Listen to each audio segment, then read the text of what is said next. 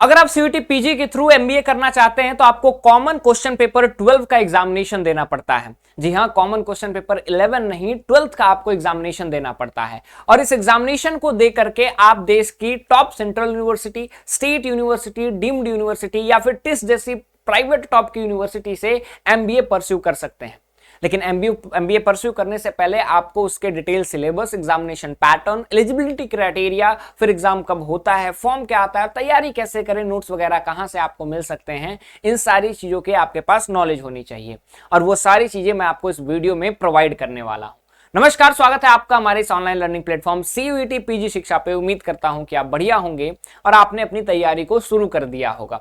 नहीं किया है तो शुरू कर दीजिए, क्योंकि अब यहां से आपके लिए चीजें जितना डिले होगा उतना टफ होने वाली हैं।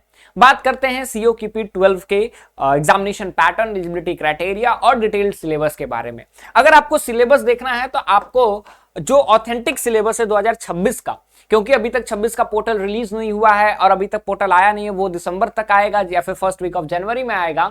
इसलिए उससे पहले आपको 2025 के सिलेबस को ही फॉलो करना पड़ेगा और उसमें बहुत ज्यादा चेंजेस नहीं आने वाले हैं।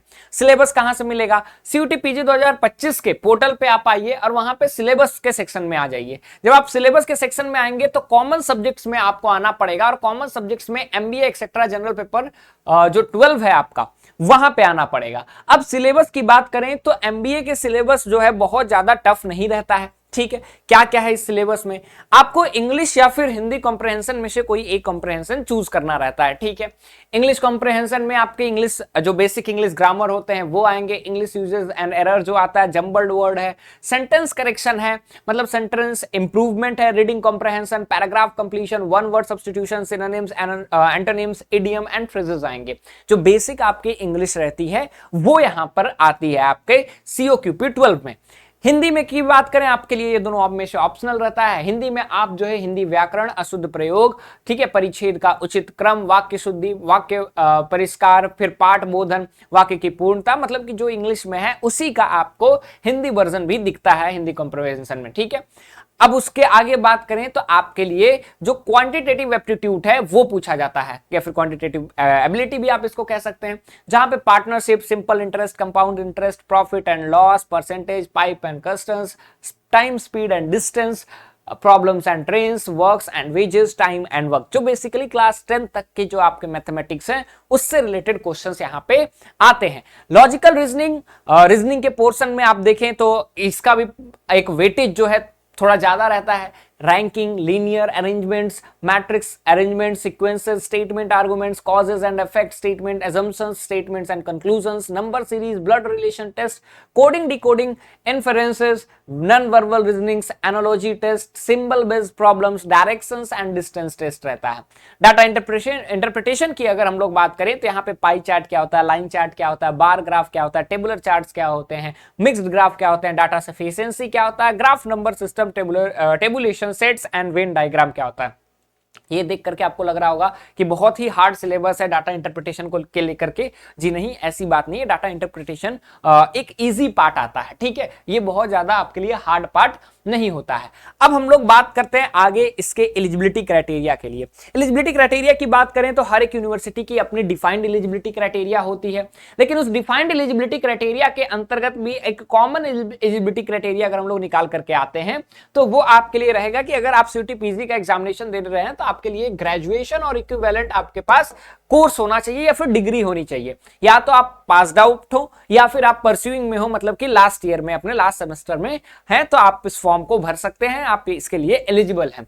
एग्जामिनेशन पैटर्न की बात करें तो इन टोटल आपको 90 मिनट्स मिलते हैं। इस 90 मिनट्स में 75 क्वेश्चन आपको करने रहते हैं। एक सही क्वेश्चन पे +4 मिलेगा, गलत क्वेश्चन पे -1 की निगेटिव मार्किंग है। अगर आपने उसको अटेम्प्ट नहीं किया तो अनअटेम्प्टेड को 0 मार्क्स मिलेंगे। उसके साथ साथ अब आपके फॉर्म कब रिलीज होते हैं? अगर हम फॉर्म की बात करें तो फॉर्म आपका जनवरी फर्स्ट वीक या फिर दिसंबर लास्ट वीक में आ जाता है। और जब दिसंबर लास्ट वीक में आ जाता है तो या फिर फर्स्ट वीक ऑफ ऑफ जनवरी में अगर आता है तो 1 महीने का आपको विंडो मिलता है। 1 महीने का विंडो मतलब लगभग फरवरी फर्स्ट वीक तक आपका क्या चलेगा, आपका फॉर्म फिलिंग चलेगा, करेक्शन विंडो वगैरह आपका तब तक क्लोज हो जाएगा। And afterwards what you have to do, and afterwards you have to prepare और गिव मैक्सिमम मॉक टेस्ट। क्यों? क्योंकि जस्ट 1 महीने के बाद मिड मार्च से जो है आपके एग्जामिनेशंस के डेट्स आ जाते हैं। पिछले 2 सालों से ये इसी तरह हुआ है। और उसके बाद अप्रैल लास्ट तक आपको प्रोविजनल आंसर की, देन आपके फाइनल आंसर की रिजल्ट्स वगैरह आ जाते हैं और इस तरह से आपके आगे काउंसलिंग की जो प्रोसेस है वो स्टार्ट हो जाती है।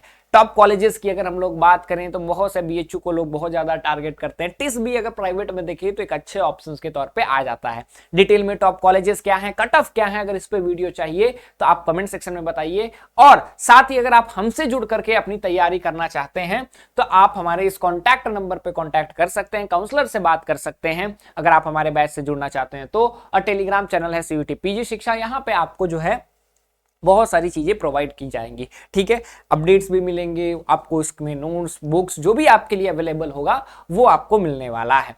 बाकी हम लोग मिलते हैं अपने अगले वीडियो में। उम्मीद करता हूं कि आपको लिए ये वीडियो हेल्पफुल रहा होगा, यूजफुल रहा, इंफॉर्मेटिव रहा होगा। Will meet in next video, till then thank you so much.